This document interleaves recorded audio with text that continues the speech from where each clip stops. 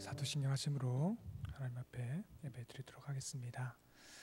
나는 전능하신 아버지 하나님 천지의 창조주를 믿습니다. 나는 그의 유일하신 아들 우리 주 예수 그리스도를 믿습니다. 그는 성령으로 잉태되어 동정녀 마리아에게서 나시고 본디오 빌라도에게 고난을 받아 십자가에 못 박혀 죽으시고 장사된 지 사흘 만에 죽은 자 가운데서 다시 살아나셨으며 하늘에 오르시어 전능하신 아버지 하나님 우편에 앉아 계시다가 거기로부터 살아있는 자와 죽은 자를 심판으로 오십니다. 나는 성령을 믿으며 거룩한 공교회와 성도의 교제와 죄를 용서받는 것과 몸의 부활과 영생을 믿습니다. 아멘. 찬송가 549장 찬송하시겠습니다.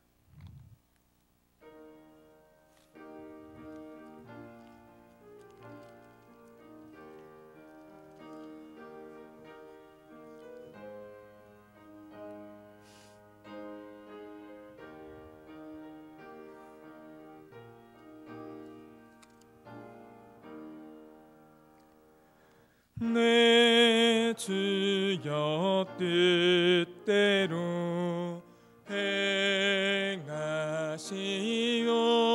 행하시옵소서. 온 몸과 영혼을 다 주께 드리니 이 세상 고락간 주 인도하시고 날 주가 나셔서 뜻대로 하소서. 내 주여 뜻대로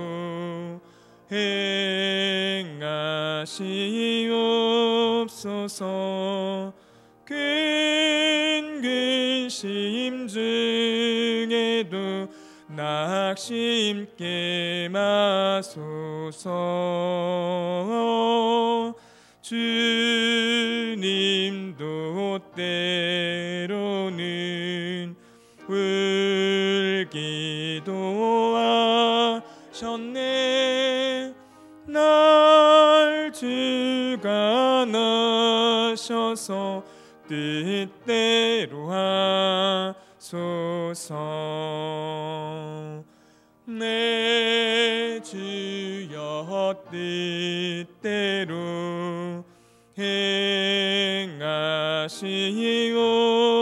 행하시옵소서.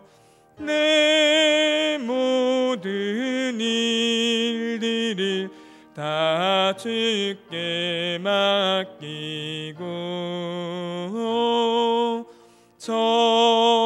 저천성 향하여 고요히 가리니 살든지 2절 찬양하겠습니다. 뜻대로 하소서. 내 주여 뜻대로 행하시옵소서.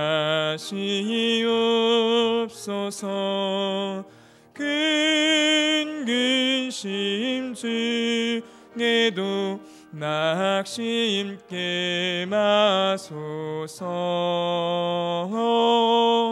주님도 때로 울기도 하셨네. 날 주가 나셔서 뜻대로 하소서. 내 주여 뜻대로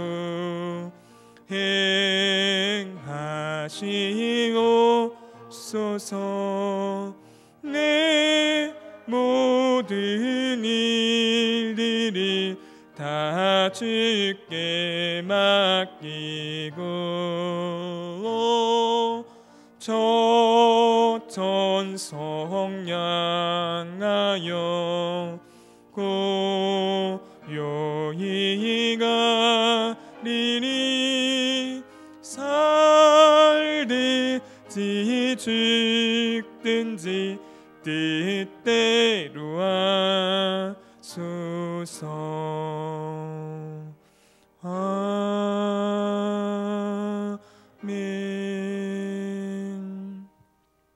이 시간 우리가 기도할 때 우리 자신의 영성을 위해서, 믿음을 위해서 기도했으면 좋겠습니다. 하나님께서 우리에게 시험을 주시는데 두 가지 시험이 있습니다. 한 가지는 사단, 마귀가 주는 시험이 있고, 하나님께서 또한 주시는 시험이 있습니다. 우리에게 여러 시험이 있지만 이 두 시험 가운데 우리는 늘 승리해야 할 줄 믿습니다. 우리에게 오는 이러한 어려운 시험들, 코로나라고 하는 그러한 상황 가운데서 우리가 이겨낼 수 있는 방법은 바로 하나님과의 관계입니다. 하나님과의 관계가 바로 설 수 있도록 또 이렇게 새벽마다 하나님 앞에 나와 기도하는 우리 모두에게 하나님 믿음을 주시고 이겨낼 수 있는 은혜와 능력을 달라고 이 시간 기도하도록 하겠습니다. 기도합니다. 하나님, 우리에게 많은 어려움이 있습니다. 그 어려움은 사단이 주기도 하지만 하나님께서 우리를 연단시키고자 하는 고난과 시험이 있는 줄 압니다. 우리에게 오는 여러 시험들, 하나님 말씀으로 우리 주님께서 이겼던 것처럼 하나님 우리에게 말씀을 허락하여 주셔서 그 말씀에 주신 말씀을 통해서 이겨내기를 원하고 승리하기를 원합니다. 하나님, 우리에게 오는 이러한 모든 시험들을 능히 이기게 하여 주시고 성령님께서 우리가 함께 하심으로 말미암아 우리에게 오는 이러한 모든 어려움들을 능히 극복하며 나아가게 하여 주옵소서. 우리의 생각과 마음을 주장하여 주시고 우리 안에 계신 성령님을 의지하면서 이 새벽도 하나님 앞에 나와 온전히 주님 앞에 예배드리고 기도하며 나아갈 때 우리 안에 있는 그 믿음이 더 깊어지고 더 넓어지고 더 하나님께 나아갈 수 있는 저희의 모든 신앙, 믿음이 되게 하여 주시고 영적으로 주님 앞에 더욱더 가까이 나아갈 수 있는 우리의 믿음이 되게 하여 주셔서 날마다 주님이 주시는 평강과 은혜로 극복하며 승리하여 살아가는 저희 모두가 다 되게 하여 주옵소서. 하나님 아버지, 우리가 살아가는 이 세상은 참으로 힘들고 어려운 세상입니다. 이 시대 가운데에 우리에게 주어지는 이 시험들 하나님 능히 이기게 하여 주옵소서. 하나님, 우리에게 주는 이 모든 시험은 하나님 고난과 연단을 통해서 하나님이 주시는 시험일 수 있고 사단과 마귀가 주는 시험일 수 있습니다. 하나님, 그것을 잘 분별하여서 하나님 우리에게 주어진 이 시험들을 능히 말씀으로 이겨내게 하여 주옵소서. 믿음으로 이겨내게 하여 주옵소서. 우리에게 당한 이 모든 상황들을 주의 말씀 앞에서 온전히 묵상하며 주님과의 관계를 회복함을 통해서 이 모든 상황들을 이겨내는 우리 모두가 다 되게 하여 주옵소서. 예수님의 이름으로 기도드리옵나이다. 아멘.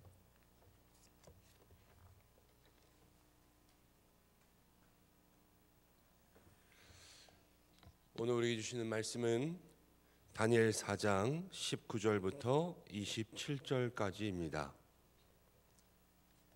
다니엘 4장 19절에서 27절까지의 말씀 한 구절씩 교독하고 마지막 절은 함께 읽겠습니다. 벨드사살이라 이름한 다니엘이 한동안 놀라며 마음으로 번민하는지라 왕이 그에게 말하여 이르기를 벨드사살아 너는 이 꿈과 그 해석으로 말미암아 번민할 것이 아니니라. 벨드사살이 대답하여 이르되 내 주여 그 꿈은 왕을 미워하는 자에게 응하며 그 해석은 왕의 대적에게 응하기를 원하나이다. 왕께서 보신 그 나무가 자라서 견고하여 지고 그 높이는 하늘에 닿았으니 땅 끝에서도 보이겠고 그 잎사귀는 아름답고 그 열매는 많아서 만민의 먹을 것이 될 만하고 들짐승은 그 아래에 살며 공중에 나는 새는 그 가지에 깃들었나이다. 왕이여, 이 나무는 곧 왕이시라. 이는 왕이 자라서 견고하여지고 창대하사 하늘에 닿으시며 권세는 땅 끝까지 미치심이니이다.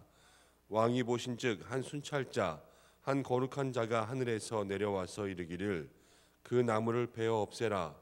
그러나 그 뿌리에 그루터기는 땅에 남겨두고 쇠와 노줄로 동이고 그것을 들풀 가운데 두라. 그것이 하늘 이슬에 젖고 또 들짐승들과 더불어 제 몫을 얻으며 7대를 지내리라 하였나이다. 왕이여, 그 해석은 이러하니이다. 곧 지극히 높으신 이가 명령하신 것이 내 주 왕에게 미칠 것이라. 왕이 사람에게서 쫓겨나서 들짐승과 함께 살며 소처럼 풀을 먹으며 하늘 이슬에 젖을 것이며 이와 같이 7대를 지낼 것이라. 그때에 지극히 높으신 이가 사람의 나라를 다스리시며 자기의 뜻대로 그것을 누구에게든지 주시는 줄을 아시리이다. 또 그들이 그 나무 뿌리에 그루터기를 남겨두라 하였은즉 하나님이 다스리는 줄 왕이 깨달은 후에야 왕의 나라가 견고하리이다. 함께 읽겠습니다. 그런즉 왕이여, 내가 아뢰는 것을 받으시고 공의를 행함으로 죄를 사하고 가난한 자를 긍휼히 여김으로 죄악을 사하소서. 그리하시면 왕의 평안함이 혹시 장구하리이다 하니라. 아멘. 이 말씀을 통하여서 하나님께서 우리에게 은혜 주시기를 원합니다. 오늘은 이 말씀에 반드시 알아야 할 사실이라는 제목으로 함께 말씀을 나누려고 합니다. 그러면 한단지몽이라는 말을 아십니까? 한 남자가 한단이라는 지방에 갔습니다. 그 지방에 주막에 들어갔는데 여옹이라는 도사를 만납니다. 같이 이야기를 하다가 그 주막에서 음식을 시켜서 밥을 짓고 있는 동안에 잠깐 피곤해서 여옹이라는 도사의 베개를 빌려서 베개를 베고 잠이 들었습니다. 그런데 그 잠에서요, 그 남자가 이제 어느 지역에 들어갔는데 그 나라의 가장 큰 부자인 최부자 댁에 딸을 만나게 된 거예요. 딸을 만나서 연애를 했습니다. 연애를 하고 그 연애에 성공하여서 결혼을 하게 됐어요. 그리고 결혼을 한 다음에 열심히 공부를 해서 과거에 급제를 해서 벼슬길에 올랐습니다. 벼슬길에 오르고 계속해서 승진을 거듭하다가 옆에 있는 모든 사람들의 모함에 걸려서요, 좌천을 당하고 유배를 갑니다. 그리고 유배를 갔다가 다시 왕이 자기가 모함이 받은 거라는 것을 알게 되어서 다른 모든 사람들을 다 이제 좌천시키고 자기를 다시 벼슬길에 오르게 하여서 더 높은 자리를 얻게 합니다. 그래서 계속해서 그 벼슬길에 있다가 나이가 80이 되었을 때에 5 자녀가 있는 것을 알게 되었고 5 자녀들이 보는 앞에서 그 의사와 함께 이렇게 자기의 마지막 순간들을 보내면서 눈을 감았는데요. 그런데 눈을 감았는데 잠에서 깬 거예요. 잠에서 깨고 나서 보니까는 주막에서 막 이제 밥이 다 돼서 밥 먹어라 이렇게 하면서요, 이야기하는 그 짧은 순간, 밥 짓기 시작해서부터 밥이 다 될까지 그 짧은 순간에 자기는 꿈속에서 80이라는 인생을 살고 나온 거예요.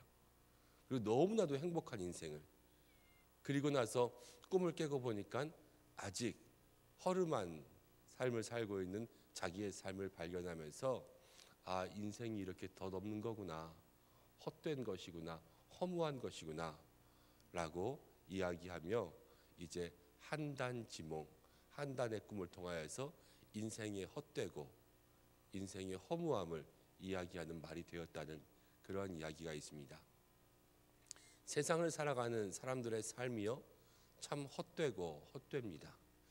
특별히 오늘 느부갓네살의 꿈을 해석하는 장면이 나오는데 이 꿈을 해석하는 장면에서는 세상의 권세를 가지는 것, 세상의 권력을 가지는 것이 얼마나 헛되고 헛된 것인가를 우리가 다시 한번 생각할 수가 있습니다. 그럼 이 세상에서 정말 중요한 것은 뭘까요? 다 헛되다면, 다 허무한 것이라면 우리는 정말 중요한 것을 알아야 되지 않겠습니까? 그 중요한 것이 무엇인가를 오늘 말씀 속에서 찾을 수 있는 여러분들 되시기를 바랍니다. 말씀 속에서 이렇게 나옵니다. 벨드사살이라고 이름한 다니엘이 19절 말씀 보세요. 한동안 놀라며 마음으로 번민하는지라. 이제 그 꿈을 해석하는 거예요. 느부갓네살 왕이 두 번째 꿈을 꾸었잖아요. 두 번째 꿈의 내용은 간략하게 요약하면 큰 나무의 꿈이었습니다.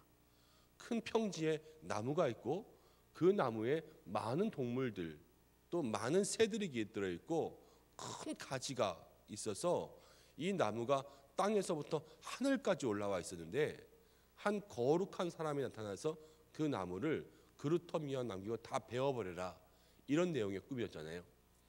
다니엘이 이 꿈의 이야기를 듣자마자 거기서 바로 해석을 해요. 근데 바로 해석을 하면서도 왕에게 그것을 이야기해 주기를 마음속에 꺼려합니다. 그래서 오늘 성경은 다니엘이 한동안 놀라며 마음으로 번민했다 그랬습니다. 번민했다. 이것은 느부갓네살 왕이 꿈을 꾸고 마음 가운데 번민했다라기보다는 다니엘은요 지금 불쌍히 여기고 있는 거예요. 불쌍히 여기고 있는 거예요. 왜 불쌍히 여기고 있냐면 그 꿈의 해석이 너무 안 좋은 것을 알았으니까요. 지금 다니엘은 그 총리로서 느부갓네살을 섬기고 있었습니다. 그래서 그 믿음의 역할들을 충실히 하고 있는 사람이었어요. 왕에게는 또 왕으로서의 충성을, 또 하나님께는 뜻을 정한 믿음을 가지고 하나님을 섬기는 그 삶을 정말로 충실하게 살아가고 있었던 것입니다. 우리가 신앙을 가지고 세상을 섬기는 일, 신앙을 가지고 세상 속에 살아가는 일, 이것이 참으로 중요한 것은 다니엘이 우리에게 그 고난의 삶 가운데 보여준 삶이요, 신앙을 가지고 세상 속에서 어떻게 살아야 되는지를 보여주는 거예요. 마음속에 늘 하나님과 늘 믿음을 가지고 살아가지만 맡겨진 자기의 일에 최선을 다하는 그 모습이 다니엘에게 있었음을 생각할 수가 있습니다. 어느 일이든 또 어떠한 일들이 우리 가운데 맡겨지든 정직함과 성실함을 가지고 그리스도인으로서의 최선을 다할 수 있는 믿음의 삶이 되시기를 주님의 이름으로 축복합니다. 이제 다니엘이 꿈을 해석할 때 느부갓네살이 이것 때문에 번민하지 말고 빨리 말하래, 빨리 말해라, 이렇게 이야기하는 거예요. 자, 20절부터 이제 해석이 시작됩니다. 왕께서 보신 그 나무가 자라서 견고하여지고 높이가 하늘까지 닿았으니 땅 끝에서도 보이겠고, 22절 보세요. 왕이여, 이 나무는 곧 왕이시라. 이 나무가 누구라고요? 이 나무는 바벨론의 왕을 얘기하고 있어요. 그 당시 바벨론은 지금의 미국보다 더 위대하고 더 대단한 나라입니다. 제가 사진을 2장 준비했는데 사진을 한번 보겠습니다. 이 바벨론의 옛 성터를요, 사람들이 찾아서 저거를 그대로 복원시켜서 만들었는데요, 지금 만들어 놓은 바벨론의 옛 도시의 모습이 바로 저렇게 될 것이라고 사람들이 복원해 놨습니다. 저것을 토대로 해서 이제 학자들은 그 당시 바벨론의 성이 어떻게 생겼을 거라고 짐작하냐면요, 두 번째 사진 한번 볼까요? 바벨론 성이요, 그 당시에 저렇게 번성하고 번화했을 것이다 사람들이 짐작하고 또 저렇게 예측하고 있습니다. 인구 15만의 큰 도시, 그리고 그 당시에 그 주변에 있는 모든 땅들을 다 통틀어서, 네, 됐어요. 이제 느부갓네살 왕보다 높은 사람이 있을까요, 없을까요? 느부갓네살은요, 자기 위로는 아무도 없어요. 지금 전 세계에 전부 다 자기 밑으로 있죠. 그리고 바벨론이라는 나라에 모든 사람들이 다 속하여서 포로가 되든 속국이 되든 이렇게 돼서 다 그 속에서 살아가고 있었습니다. 그렇게 세상의 모든 것을 다 가진 느부갓네살이었기 때문에 이 나무가요 하늘까지 닿았어요. 하늘까지. 이 하늘까지 닿았다는 것은 느부갓네살이 위대하다라는 것을 이야기하도 하지만 우리가 사람에게 있어서 하늘까지 닿았다라고 이야기할 때는 그 사람의 교만을 이야기하기도 합니다. 내 위로 아무도 없으니까요. 얼마나 높은 데까지 생각하고 있겠어요. 자기가 곧 신이라, 자기가 곧 높은 사람이라 이렇게 이야기하고 있었던 것이 바로 느부갓네살이라는 거죠. 그런데 이제 거기에 대해서 다니엘이 어떻게 해석하냐면 23절부터 왕이 보신즉 한 순찰자 거룩한 자, 순찰자와 거룩한 자는 하나님을 나타냅니다. 이 하나님이 하늘에서 내려와서 이르기를 그 나무를 베어 없애라. 나무를 베라 그냥 말하는 거예요. 그러나 그 뿌리의 그루터기는 땅에 남겨두고 그 뿌리 마지막 부분을 남겨두고 쇠와 놋줄로 동이고 그것을 들풀 가운데 두라. 그것이 하늘에 스쳤고 또 들짐승과 더불어 제 몫을 얻으며 7대를 지내리라 하였나니라. 이 23절이 이제 느부갓네살 왕이 어떻게 될지를 보여줍니다. 하나님께서 베라 이러니까 이제 끝나는 거예요. 그리고 그루터기가 남았는데 여기서 보면 쇠와 놋줄로 묶었잖아요. 그 당시 바벨론에서 쇠와 놋줄로 묶는다라는 것은 사람이 정신이 나가거나 미치거나 그러면은 쇠와 놋줄로 사람을 묶어서 짐승처럼 밖에다 두고 키웠답니다. 그렇게 느부갓네살이 지금 정신 이상이 올 거라 이야기하고 있는 거예요. 그리고 그렇게 해서 7대를 지내리라. 생명의 삶 아마 큐티책 가지신 분들은 7년에 대해서 많이 이야기하는데 학자들이 반반입니다. 7년이라고 이야기하는 사람들도 있고 또 바벨론에는 한때, 두때, 세때 이렇게 하면요. 이 한때가 바벨론은 여름, 겨울 이렇게 2계절만 셌다고 하거든요. 그렇게 해서 7대 그러면 3년 반 정도 됩니다. 근데 3년 반 정도가 맞을 것 같아요. 왜냐하면 느부갓네살의 나이와 이제 이 이후에 다시 복직했다가 생명을 마치는 죽게 되는 그때들을 생각해 보면 한 3년 반 정도 이렇게 정신 이상이 왔을 그런 것을 생각해 볼 수가 있습니다. 지금 느부갓네살이 하늘까지 닿았지만요. 하나님께서 그냥 베라 그러니까 그냥 끝나는 거예요. 그리고 미쳐버리게 되었습니다. 아무리 강하고 아무리 높다고 할지라도 여러분 우리가 생각할 것은요. 하나님 앞에서는요. 아무리 강한 것도 강하지 않습니다. 하나님 말 한마디 하시면 하나님 그냥 베라 말씀하시면 그 모든 것이 하나님 말씀하신 그대로 정확하게 이루어지는 것을 생각할 수가 있습니다. 그래서 바로 하나님만이 영원하시고 세상의 말로는요 비참한 것이고 하나님 없는 영혼들 그 영혼들의 끝은 불쌍해지는 거예요. 그래서 오늘 이 말씀을 보면서 우리가 세상 가운데 세상에 잘 나가는 사람들 너무나도 많습니다. 세상에 잘 사는 사람들 많고요. 세상에 돈 잘 버는 사람들도 많습니다.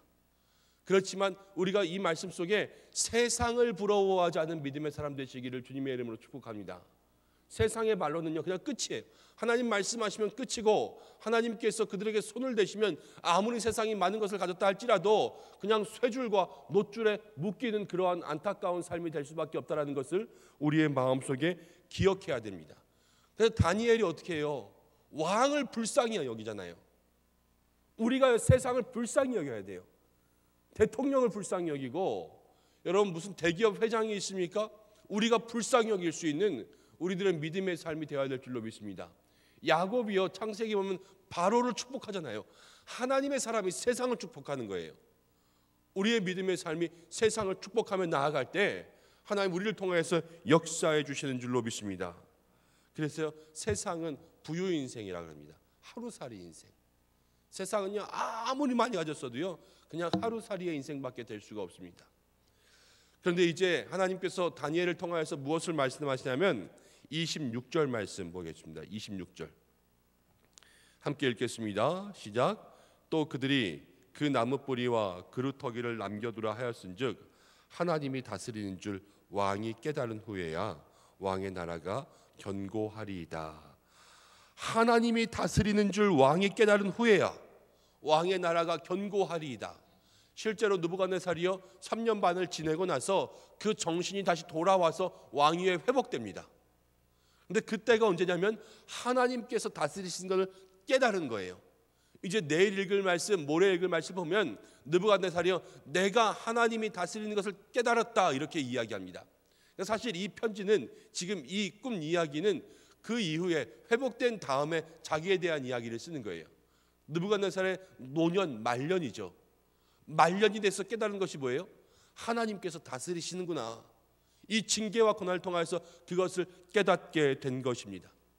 세상이요 반드시 알아야 되는 것이 있다면 하나님께서 이 땅을 다스리시고 있다는 그 사실을 반드시 알아야 되는 줄로 믿습니다.